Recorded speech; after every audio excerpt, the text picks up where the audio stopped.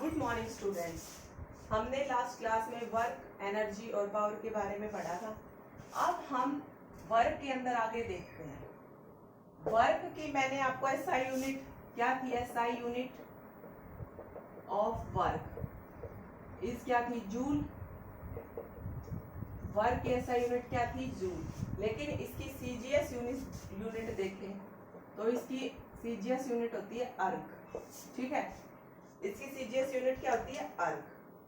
तो एक जूल और अर्ग में क्या रिलेशन है, 1 जूल इज इक्वल टू क्या है, 10 टू द पावर 7 अर्ग।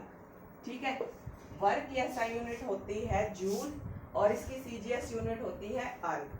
जूल और अर्ग में रिलेशन क्या है, 1 joule is equal to 10 to the power 7 erg. ठीक है, उसके बाद हम पावर देख रहे थे। पावर के अंदर क्या था, work done by time taken, है ना। वर्क की एसआई यूनिट क्या थी हमारी, वर्क को किसके अंदर मेजर किया था मैंने, वर्क को मेजर किया था जूल के अंदर और टाइम को किसके अंदर, सेकंड के अंदर मेजर किया था ना। तो एसआई यूनिट क्या थी पावर की, वॉट थी, है ना।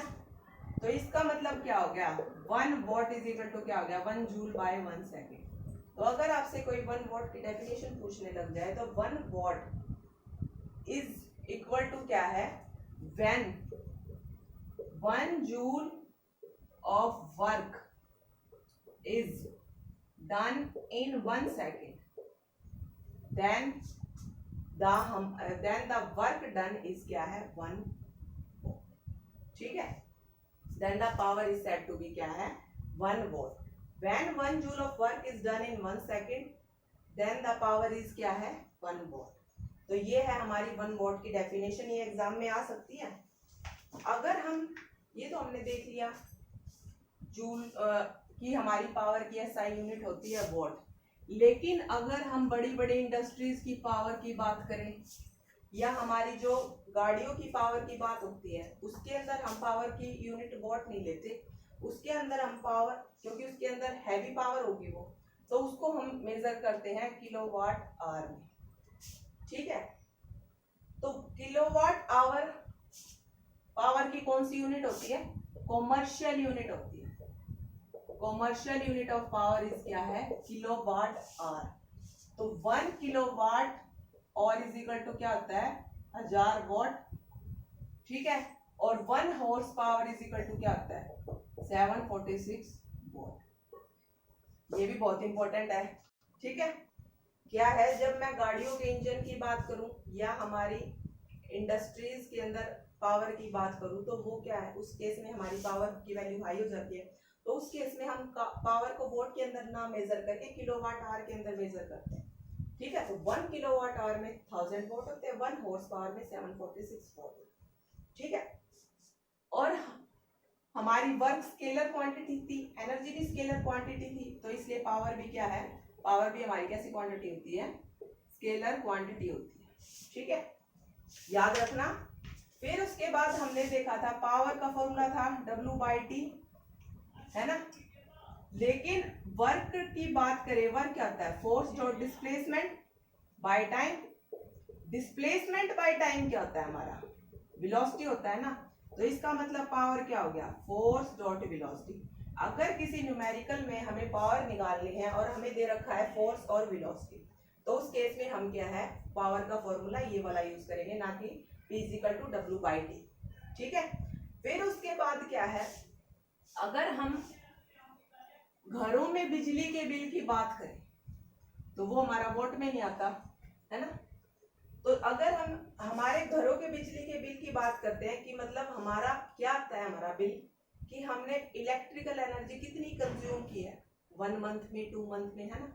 तो उसको हम किसके अंदर मेजर करते हैं, किलोवाट आवर के अंदर मेजर करते हैं इलेक्ट्रिकल एनर्जी को।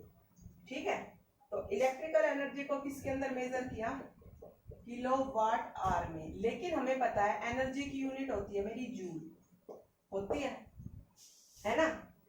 तो इसके अंदर हम क्या है, हमने देखा कि पावर क्या होती है, W बाय क्या होती है हमारी, P इज इक्वल टू क्या होती है, W/T, और P डॉट T की वैल्यू क्या होती है, W।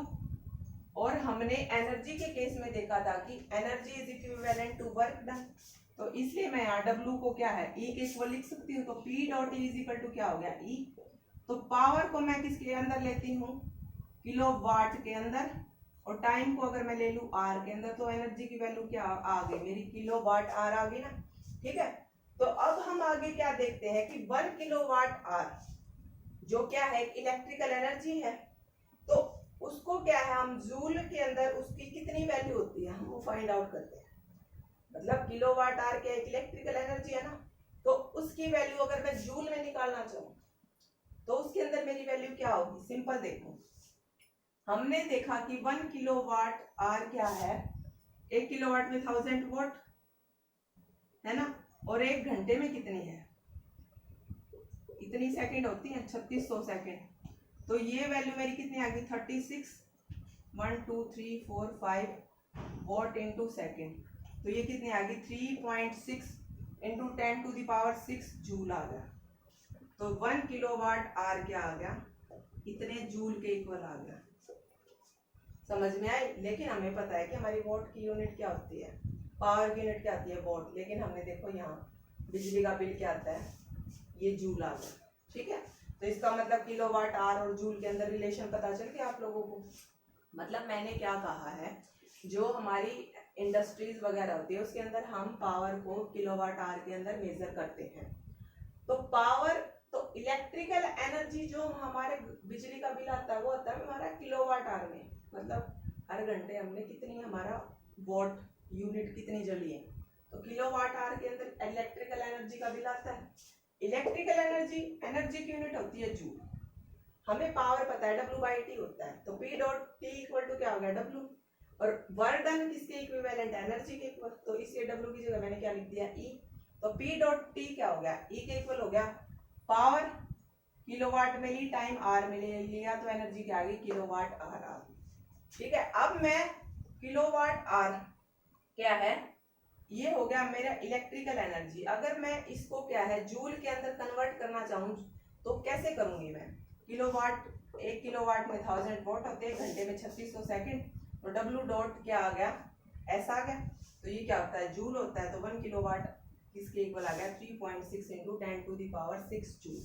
ये वैल्यू आपको पता होनी चाहिए। ठीक है बेटा, आज के लिए इतना ही, थैंक यू।